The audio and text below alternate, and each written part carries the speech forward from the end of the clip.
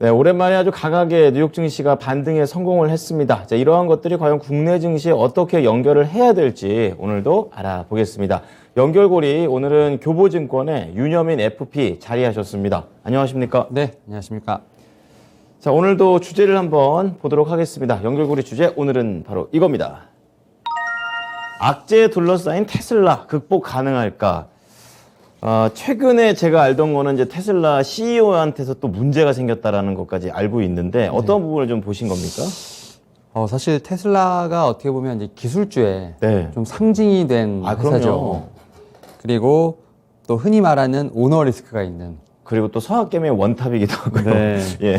사실 이제 테슬라를 이제 좀 그래서 대부분 너무 많이 잘 알고 계시기 때문에 맞아요. 말씀을 좀 많이 안 드리려다가 최근에 좀 악재들이 좀 나오면서 겹치더라고요. 그래서 $600대까지 좀 밀렸죠. 예. 그래서 이런 측면에서 한번 좀 리뷰를 해봐야 될 것 같아서 한번 말씀을 좀 드려보려고 지금 네, 가지고 네. 왔고 예. 지난주 금요일에 이제 $663를 좀 기록을 했습니다. 그랬군요. 그래서 네. 2022년 들어와서 최저점을 좀 기록을 했죠. 안 좋네요. 근데 세 가지 정도 지금 이제 우려가 있어요. 일단 첫 번째로 중국 공장의 가동률이 좀 상당히 우려가 된다라는 측면이 있죠. 근데 맞군요. 상하이 이제 해제 때문인데 네. 락다운 때문인데 6월 1일부터 상하이 지역의 락다운이 해제가 됩니다. 네. 그리고 이제 중국 인민은행에서 금리 인하를 상당히 강하게 했죠. 그쵸. 그래서 중국 경기 부양에 대한 의지 시그널이 상당히 좀 강하게 나온 상황입니다. 그러니까 지금 GDP가 1년에 5.5% 성장을 하겠다라고 좀 네, 얘기가 나오고 있기 때문에 그러한 측면에서 일단은 좀 강하게 드라이브가 좀 나온 것 같고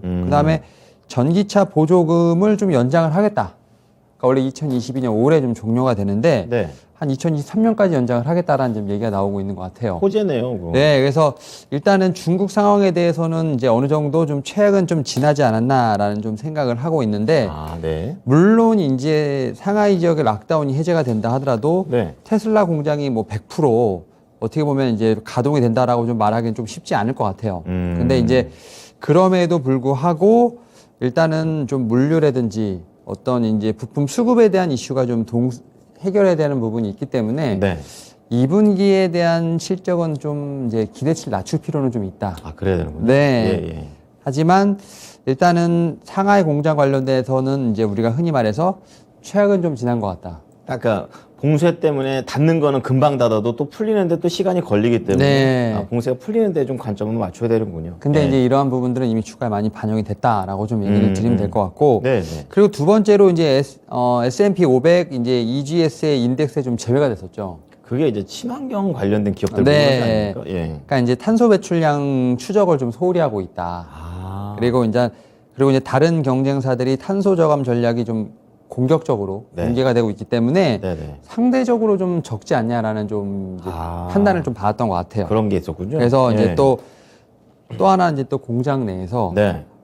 인종별로 업무 배분을 또 따르게 한답니다. 인종이요? 네, 그래서 약간 인종 차별에 대한 문제도 약간 좀 그런 도 문제가 있다라는 되죠. 좀 얘기가 있는데 그래서 결국 뭐냐 ESG가 사실은 우리나라도 그렇고 미국도 그렇고 당연히 이제 어떻게 보면 거버넌스 쪽으로 봤을 때 네. 약간 트렌드로 가는 분위기잖아요. 그래서 저희 전 나라가 다 하고 있죠. 네, 그러한 측면에서 봤을 때 이런 지수에 좀 제외된다는 것 자체는 네. 테슬라에게는 상당히 부정적인 이벤트가 아닌가. 게다가 테슬라 아닙니까? 친환경차 대표적인데 여기서 또 제외가 됩니다. 네.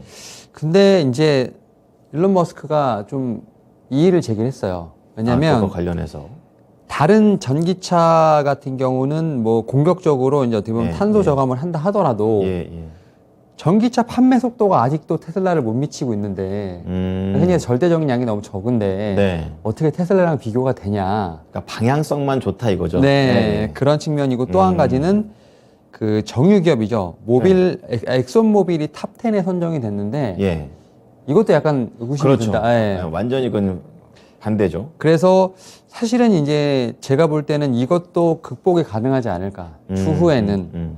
그러니까 이제 다른 완성차들의 전기차 판매 뭐 격차가 좀 확대되고 네. 뭐 이럴수록 제가 볼 때는 일단은 제외에 대한 부분이 좀 테슬라는 좀 극복이 되지 않을까라는 좀 생각은 좀 하고 있어요. 여기까지 근데 그렇고요. 단기적으로는 좀 분명히 이제 네. 부정적인 이벤트는 맞다라고 말씀드릴 수 있을 것 같고 그리고 이제 말씀하셨던 마지막 세 번째 그 스캔들이죠. 스캔들이라고 부르는 게 맞겠죠. 스튜어디스랑 네, 그러니까 스페이스 X 소속 여성 승무원 성추행 관련된 폭로인데 사실 일론 머스크 쪽에서는 이제 정치적 목적이 있는 언론 플레이다라고 이제 즉각 부인을 했습니다. 그래요. 그래서 이제 일각에서는 ESG 제외랑 이 이제 스캔들 같은 경우는 네. 정치적 갈등일 수도 있겠다라는 좀 얘기를 하고 있습니다. 그럼 길어진다는 얘긴데요. 네, 예. 왜냐하면 일론 머스크가 이제 트위터 인수를 추진을 하면서 그랬죠. 예.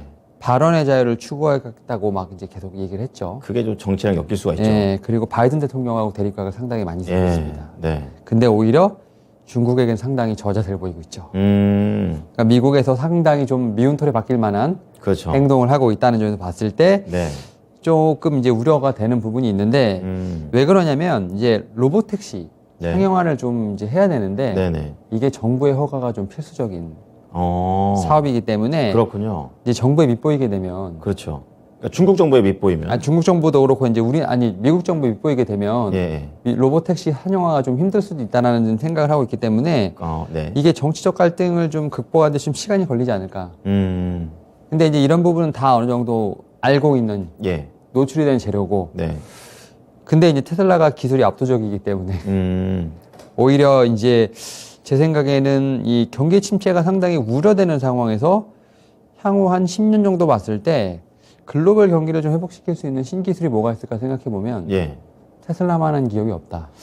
싫어도 계속 같이 가야 되는 그런 네. 상황인 거네요. 미국 정부 입장에서. 그래서 지금 이제 일봉을 보게 된다고 하면 거의 600불이면 이제 거의 다 내려왔어요. 그러니까 지금 2021년 이제 출발선에 거의 다 내려왔기 때문에 네네. 어떻게 보면 이제 우리가 흔히 얘기하는 두 번 조정을 좀 받아갖고 지금 600달러에 한번 찍은 적이 있죠. 예. 그리고 다시 한번 좀 올라간 상승의 좀 기류가 좀 보였기 때문에 일단은 지금 저점은 다 왔다. 어느 정도 바닥을 만들었다. 그러니까 우리가 흔히 말하는 이제 이게 진바닥인가에 대해서는 확신할 수 없지만 네. 여기서 더 빠지기는 쉽지 않을 것 같다. 그럼 사야 되는 거예요? 지금 관점에서? 지금부터는 저는 충분히 분할 매수 관점으로 봐도 된다고 생각합니다. FP님은 테슬라에 대해서 이제 그렇게 생각을 하시는 거예요? 네, 그러니까 결국은 네. 이제 미국 같은 경우는 우리가 말하는 위아래가 네. 제한이 없는 그렇죠. 구간이기 때문에 상한가 오히려 이제 지금 구간에서부터는 조금씩은 분할 매수 가능하다라고 좀 말씀을 드리도록 하겠습니다. 네.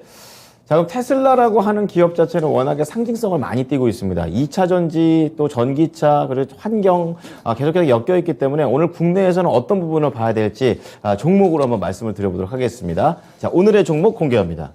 바로 테슬라는요, 현대차, 같은 전기차 쪽으로 봐주신 것 같습니다. 좀 더 자세히 연결을 좀 들어볼게요. 예, 일단은 현대차. 지금 뭐 지난주 주말부터 좀 얘기가 좀 많이 있죠. 테슬라가 계속 안 좋은 얘기만 나왔다면 현대차는 오히려 지금 아주 좋은 분위기인 것 같아요. 그러니까 미국에서 네. 전기차 판매량을 좀 계산을 해보면 네네. 테슬라가 압도적인 1위긴 합니다. 전기차 쪽에서. 네, 압도적인 1위긴 한데 네. 지금 이제 2위가 1분기가 이제 1분기가 21만 대를 팔았는데 현대차가요? 아니요, 전기차 미국 전기차 시장이 전체 전기차. 21만 대를 팔았는데 지난해 같은 기간보다 63% 증가를 했어요. 그러니까 확실히 빠르게 전기차 시장이 증가하고 있는데 거기서 이제 테슬라의 비중은 거의 한 76% 정도 돼요. 거의 다네요. 거의 다요. 근데 이제 현대차랑 기아가 이제 4% 5% 정도 돼요. 예. 근데 너무 적은데요? 적은데 예. 전년 동기 대비 계속 증가하고 있어요. 그러니까 따라 붙고 있다. 네, 이런 그러니까 거군요. 상승률이 빠르게 올라가고 있다. 라고 보시면 될 것 같아요. 네. 그래서 이러한 측면에서 봤을 때 솔직히 현대차나 기아도 어떻게 보면 공격적으로 팔 수 있는 상황이 되는데 문제는 미국에 전기차 공장은 없어요. 그러니까 지금 만들어서 수출하고 있는 거예요, 미국에. 그렇죠. 네, 그러니까 미국에다 이제 그러니까 현지 공장이 있어야지 바로바로 되는 건데. 네, 그리고 예. 이제 미국에서도 법안 추진 중이잖아요. 그렇죠. 뭐 네. 제품 중에 50% 이상은 미국에서 만들어야 네. 할 수 있다 이런 식으로. 그래서 현대차가 지금 공장을 짓겠다고 이제 얘기를 한 거죠. 그랬죠. 그래서 바이든 대통령이 왔을 때 깜짝 선물을 했는데 네. 일단은 지금 55억 달러 미국 조지아주에 공장을 짓겠다라는 거는 이미 알고 있었던 우리가 그렇죠. 공공연하게 알고 있었던. 네. 근데 미팅을 한 이후에 뭐 추가로 또 쐈죠. 또 하나 했죠. 네, 맞아요. 예. 뭐 UAM부터 시작을 해서 네. 뭐 자율주행 AI 같은 공장을 로봇을 짓겠다라고 얘기를 했지 않습니까? 그렇죠. 그러니까 그런 측면에서 봤을 때 현대차는 이제 확실히 내연기관차가 아니라 다 하죠. 모빌리티. 네, 모빌리티가. 그래서 그 이제 그 인베스터 데이 때도 계속 얘기를 했지만 네. 이 매출을 100으로 놓으면 전기차 같은 어떤 이제 뭐 자동차 관련된 거는 매출이 50%, 네. 그다음에 UAM이 뭐 한 20%, 예. 로봇이 한 30% 이렇게 해서 확실히 좀 포트폴리오가 다변화되는 이제 좀 그런 식으로 이 회사는 진화하시지 않을까라는 좀 생각을 하고 있고 차만 잔뜩 있다가 이제 그게 좀 나눠진 거죠. 나눠진 예. 거죠. 그래서 지금 이제 이 현대차도 그렇고 이제 여기 보면 이제 배터리 같은 경우도 좀 예. 투자를 많이 하잖아요. 그렇죠. 그러니까 이제 결국 이제 조인 벤처를 통해서 네. 계속해서 이제 같이 안정된 어떤 이제 제품을 공급받기 위한 이런 노력을 좀 하고 있는 부분이 있는데 네. 사실은 앞에서 이제 테슬라 같은 경우는 이제 어떻게 보면 고퍼주의 대표적인 업종이잖아요. 아, 그럼요. 예. 근데 이제 테슬라 같은 경우도 지금 $600까지 많이 내려온 상태이기 때문에 포워드 PER 대비했을 때 거의 7.1배 정도까지 내려왔어요. 싸단 얘기죠. 그러니까 예, 테슬라 치고는. 예, 1200까지 갔다 600까지 내려왔으니까. 그렇죠, 그렇죠. 예. 근데 현대차는 이게 고질적으로 좀 디스카운트가 좀 걸려 있어가지고 네. 지금 그 글로벌 업종 평균 대비해서도 포워드 PR이 지금 7배밖에 안 돼요. 그러니까 테슬라가 내려왔으니까 현대차랑 PR이 비슷해진 거예요. 네네네. 그러니까 원래대로 하면 2배 이상 갔었어야 되는 거죠, 현대차도. 그러니까 위로 더 네, 갈 수 그렇죠. 있는 거죠. 예. 그러니까 그러다 보니까 이게 왜 이렇게 디스카운트를 받나라는 좀 측면에서 봤을 때 네. 사실 좀 그러한 부분들이 좀 많이 좀 안타까웠던 부분들이 있었죠. 어떤 게 있었습니까? 그러니까 이제 왜 디스카운트가 되냐면 좀 미래차에 대한 대응 속도가 좀 너무 느리다. 라는 좀 이유가 있었어요. 그래서 근데 이제 결국은 공장을 지금 공격적으로 짓는데 그쵸. 뭐 전기차만 짓는 것이 아니라 네. 앞서 말씀드렸던 로봇이라든지 유행과 다양화 같이 시켜버렸죠. 다양화를 시도를 하는 부분이 있기 때문에 네. 이런 측면에서 제가 볼 때는 좀 이런 디스카운트 요인이 해소될 수 있다라고 생각이 들고 있고 또 이제 미국만 하는 게 아니라 우리나라도 지금 하지 그렇죠. 않습니까? 예. 우리나라도 지금 이제 투자 계획을 발표했잖아요. 네. 물론 이제 우리나라에 투자를 하는 건 약간의 좀 이제 노사 간의 좀 이런 것도 있다 보니까 그건 우리나라 문제죠. 네. 내부적으로. 그러니까 왜 미국에만 갖다 짓느냐, 그렇죠. 우리나라에도 좀 져야 되지 않냐라고 생각을 하죠. 근데 어쨌든 결론적으로 현대차는 이번에 국내, 네. 미국 그래서 투자를 확실히 하겠다라고 지금 선언을 했기 때문에 대규모죠, 엄청나게. 대규모로 했기 예, 때문에 이러한 부분에서 디스카운트 요인은 분명히 해결될 수 있다라고 좀 생각이 들고 있고 네. 특히 현대차 같은 경우는 라운드 피겨가 18만 원이기 때문에 이 이제 부분이 이제 지금 18만 깨지지 8천 원이에요, 지금. 예, 그러니까 18만 원이 깨지지 않는다면 네. 저는 계속해서 업사이드는 열려 있다라고 좀 생각이 들어요. 그러니까 지금 3월 18일 날 16만 2천 원 저점 찍고서 이제 주봉상 기준으로 이렇게 계속 천천히 올라오고 있더라고요. 네네. 그러니까 좀 더 이렇게 평소에 그 박스권 하단까지 아직 도달을 못한 건데 지금 담는 것도 괜찮은 관점이다 이렇게 볼 수 있는 겁니다. 그러니까 저는 이제 18만 원대 부근에서는 충분히 좀 담아도 된다. 18만 원대에서는. 좀 생각을 예, 하고 예. 있고 최근에 지금 나온 리포트를 좀 보니까 네. 목표가는 26만 원 정도까지 26만 원. 나와 있다. 그래서 업사이드가 한 30에서 40% 정도는 있다라고 좀 말씀을 좀 드려보도록 하겠습니다. 네. 아직 솔직히 테슬라 얘기하면 힘듭니다. 하지만 많이 싸고 테슬라만큼 평가받을 수 있는 여러 가지 포트폴리오가 있기 때문에 현대차 18만 원 선에서는 담아도 좋다라는 관점에서 얘기를 해 주셨습니다.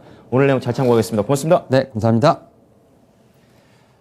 네, 지금까지 교보증권 윤여민 FP와 함께한 연결고리였습니다. 지금까지 투자 판단에 도움이 될 수 있는 정보를 제공해 드렸습니다. 하지만 특정 종목의 상승과 하락을 보장하지는 않으니까요. 이 부분 참고하시기 바랍니다. 오늘도 성투자하십시오.